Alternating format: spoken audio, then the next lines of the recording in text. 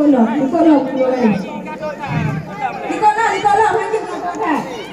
Lam macam tu. Kak.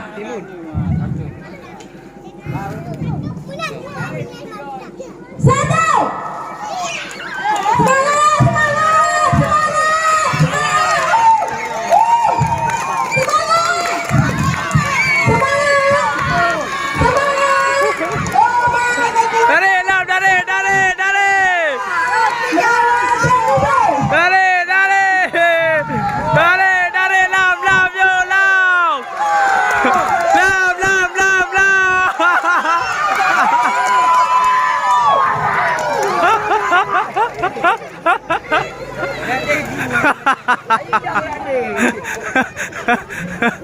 Akhirnya hari keempat di